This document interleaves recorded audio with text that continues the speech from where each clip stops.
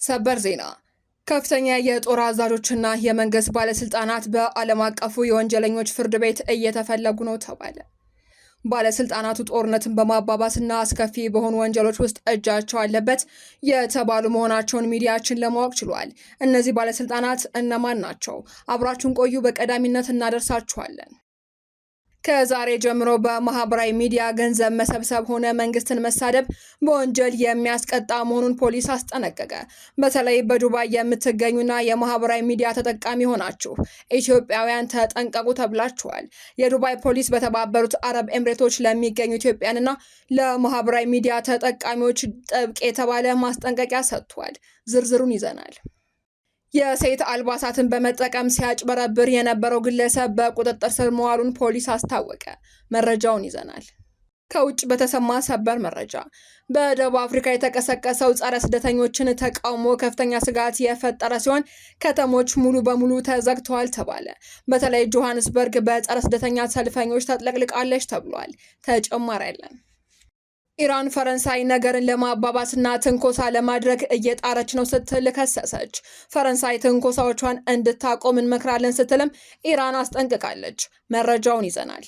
የተከበራችሁ ቻናላችን ቤተሰቦች ዝርዝር መረጃዎችን ከመመልከታችሁ በፊት ቪዲዮውን ላይክ በማድረግ ማድመጥ እንድትጀምሩ እየጋበዝን በቀጥታ ወደ መረጃዎች ተሸጋገርን። በቅድሚያ የኢትዮጵያ ከፍተኛ ባለስልጣናት በዓለም አቀፉ የወንጀለኞች ፍርድ ቤት ምርመራ ሊደረግባቸው ነው ተባለ። በሱዳን በተፈጸሙ አስከፊ ወንጀሎች ውስጥ እጃቸው አለበት የተባሉ የተባበሩት አረብ ኤምሬትስ የኢትዮጵያና የቀጠናው ባለስልጣናት ላይ በዓለም አቀፉ የወንጀለኞች ፍርድ ቤት ምርመራ እንዲደረግ ተጠይቋል።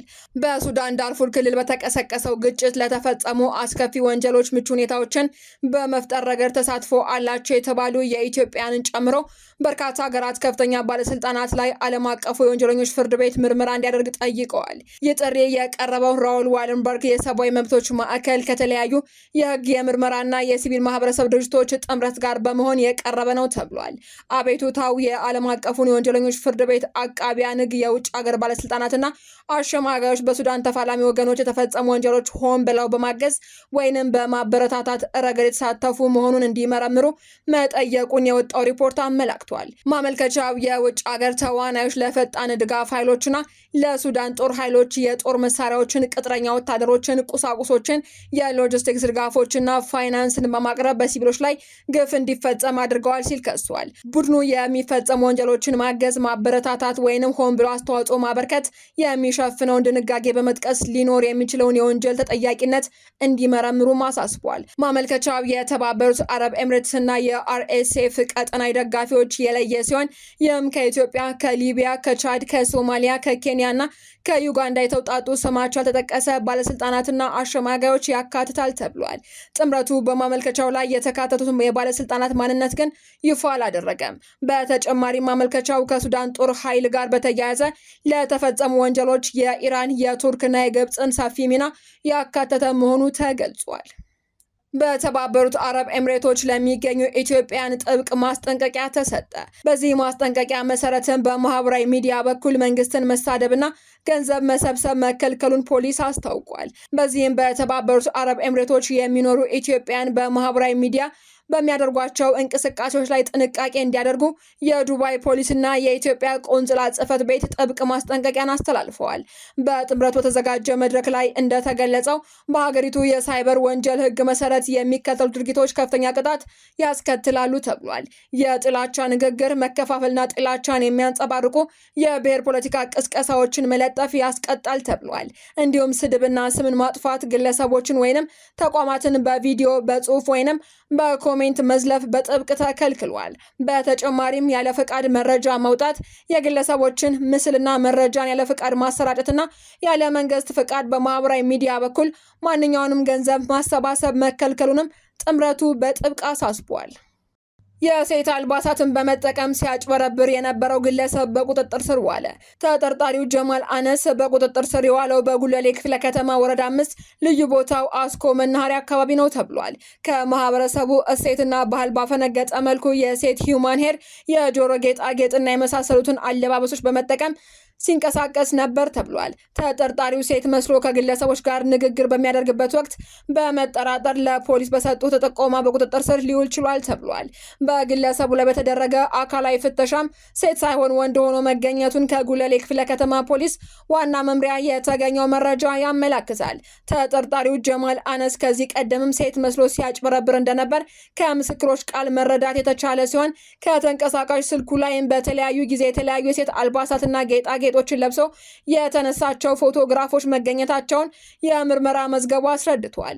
ከህብረተሰቡ ሴትና ባህል ባፈነገጠ መልኩ የሚደረጉ እንቅስቃሴዎች አንድም ለወንጀል ተግባር የሚደረጉ የማታለያ መንገዶች መሆናቸውን የገለጸው የአዲስ አበባ ፖሊስ ዋና ጠቅላይ መምሪያ ህብረተሰቡ መሰል እንቅስቃሴዎችን ሲመለከት ለፖሊስ መረጃ መስጠት እንደሚገባው መልእክት አስተላልፏል።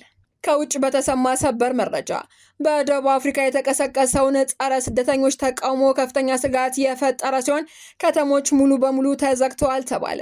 በደቡብ አፍሪካ ዋና ዋና ከተሞች ውስጥ የውጭ ሀገር ዜጎችንና ስደተኞችን ኢላማ ያደረገ ሰፊ የተቃውሞ ሰልፍ መነሳቱን ተከትሎ በሀገሪቱ ከፍተኛ ለመረጋጋትና ስጋት መንገሱ ተገልጿል። ስደተኞች የራስ ዕድላችንን ቀምተውናል፣ የወንጀል መስፋፋትም ምክንያት ናቸው በሚሉ መፈክሮች የጀመሩት እኚህ ተቃዋሚዎች ወደ አመፅ በማምራታቸው ሳቢያ በበርካታ ከተሞች የሚገኙ የንግድ ተቋማት፣ ትምህርት ቤቶችና የመንግስት መስሪያ ቤቶች ሙሉ በሙሉ ተዘግተው እንዲውሉ ተገደዋል። የተቃውሞ አስተባባሪዎቹ ሰልፈኞቹ የውጭ ሀገር ዜጎች በአስቸኳይ ሀገሪቱን ለቀው እንዲወጡ በማስገደድ ላይ ሲሆኑ ሁኔታው ይበልጥ አሳሳቢ ወደሆነና ህይወትን አደጋ ላይ ወደሚጥል የዜኖፎቢያ ወይንም የውጭ ዜጎች ጥላቻ ጥቃት ሊያመራ እንደሚችል የሰብአዊ መብት ተሟጋቾች በከፍተኛ ሁኔታ በማስጠንቀቅ ላይ ናቸው። በተለይም የውጭ ሀገር ዜጎች ንብረት የሆኑ ሱቆችና መኖሪያ ቤቶች ላይ ያነጣጠረ ዘረፋና ጥቃት እንዳይፈጸም በመስጋት የስደተኛ ማህበረሰብ አባላት ቤታቸውን ዘግተው ለመቀመጥ መገደዳቸው ተዘግቧል። የደቡብ አፍሪካ የጸጥታ አካላት ሁከቱን ለመግታትና ከተሞችን ወደ መደበኛ እንቅስቃሴ ለመመለስ ከፍተኛ ቁጥር ያለው የፖሊስ ኃይል ቢያሰማሩም በተለያዩ አካባቢዎች አሁንም ውጥረቱ እንዳረገበ የወጡ መረጃዎች አመላክተዋል። በመጨረሻም ፈረንሳይ ትንኮሳዎቿን እንድታቆም እንመክራለን ስትል ኢራን አስጠነቀቀች። ፈረንሳይ የሆርሙዝ ሰርጥን ከፈንጅ ለማጽዳት ያቀረበችውን ጥያቄ ነገሩን ለማባባስ የተደረገ ትንኮሳ ነው ስትል ኢራን ጥያቄዋን ውድቅ አድርጋለች። በኢስላማባድ የመግባቢያ ስምምነት መሰረት ፈንጆችን የማጽዳት ስራ የኢራን ብቻ ነው ያለች ሲሆን ፈረንሳይ የባህር ላይ ደህንነትን ሊያወሳስቡ ከሚችሉ ትንኮሳዎች እንድትቆጠብ ኢራን አስጠንቅቃለች። ኢራን ይህንን ያለችው ፈረንሳይ ከኢራን ጋር በመሆን ፈንጆችን ከሰርጡ ለማስወገድ ያቀረበችውን የትብብር ጥያቄ ተከትሎ መሆኑን ሮይተርስ ዘግቧል። የኢራን የህግና ዓለም አቀፍ ጉዳዮች ምክትል የውጭ ጉዳይ ሚኒስትር ካዜም ጋሪባባዲ በኢስላማባድ የመግባቢያ ስምምነት መሰረት በዚህ ስልታዊ የባህር መስመር ላይ የሚከናወኑ የፈንጅ ማጽዳት ስራዎች በኢራን ብቻ እንጂ በማንኛውም ሌላ ሀገር እንደማይከናወን ገልጸዋል። አሁን ያለው የወሽመጥ ሁኔታ አደገኛና ውስብስብ መሆኑን የገለጹት ሚኒስትሩ ማንኛውም ስምምነቶች ሆኑ የውጭ አካላት በፈንጅ ማጽዳት ስራ ላይ የሚኖራቸው ተሳትፎ እንደማይፈቅድ አጽንኦት ሰጥተው አሳስበዋል። ፈረንሳይ በትንኮሳዎቿ ሁኔታውን ይበልጥ እንዳታወሳስበውም በጥብቅ እንመክራለን ብለዋል። መረጃዎቻችን አበቃን። በሰላም ቆዩን።